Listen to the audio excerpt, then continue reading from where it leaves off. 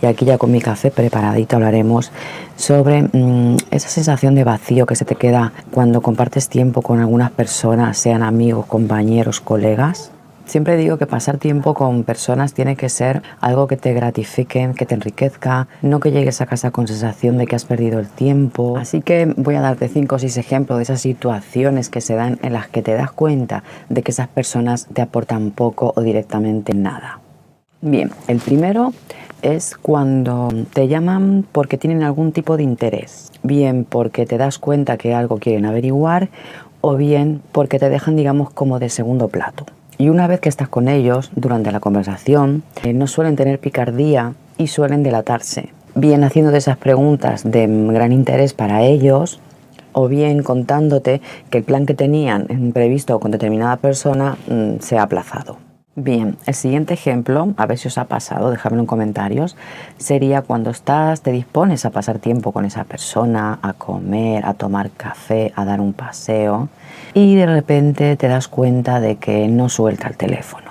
Está hablando contigo pero está interactuando con el móvil o de repente recibe una llamada, que a todos nos puede suceder, pero no una, puede recibir 2 y hasta 3.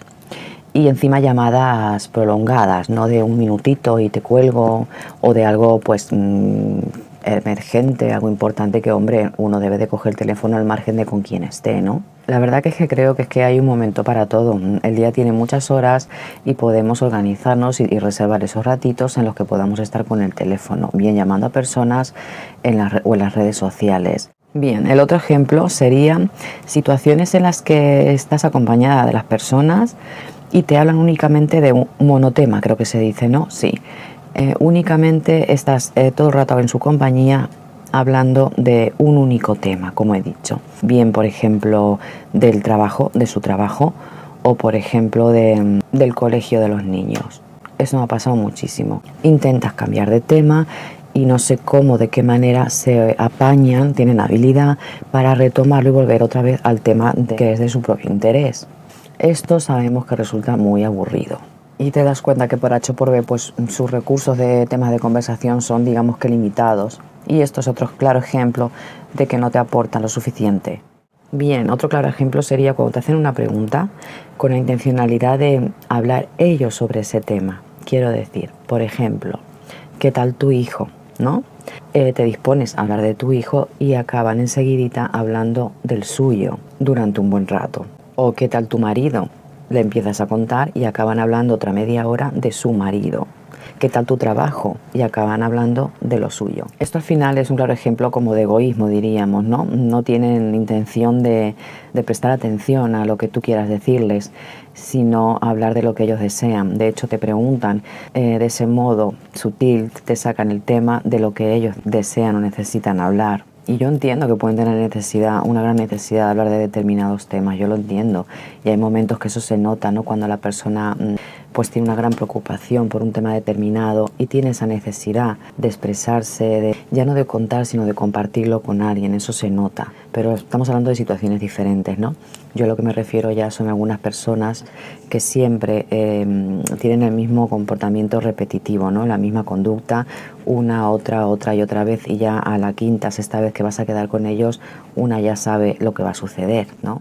Bien, y el siguiente ejemplo es cuando ya por fin te dispones a hablar, ya parece que te van a prestar atención, a escuchar, entonces ya parece que es el momento, te pones a hablar de lo que tú quieres o necesitas o deseas y no recibes absolutamente nada. No hay intercambio, no hay interacción, no hay respuesta, no opinan, asienten con la cabeza todo el tiempo.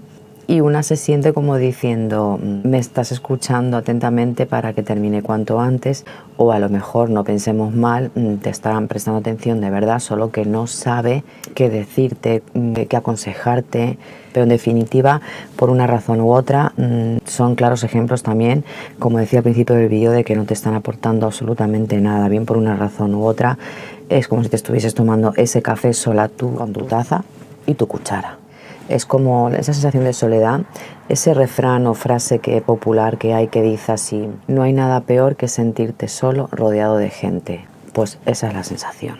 Una relación tiene que ser gratificante, en una relación tiene que haber un toma y daca. Pienso que ambos tienen que aportar el uno al otro, que el ratito que estés con esa persona, en compañía de esa persona, te resulte gratificante y al final llegues a tu casa y te quedes con la necesidad de volver a repetir, ¿no? O incluso de haberte quedado más tiempo y vuelves a casa ya porque es tarde o porque hay que trabajar al día siguiente. Esas son las mejores relaciones, las que te hacen sentir bien, porque algo te han podido aportar o tú a ellos, ¿no?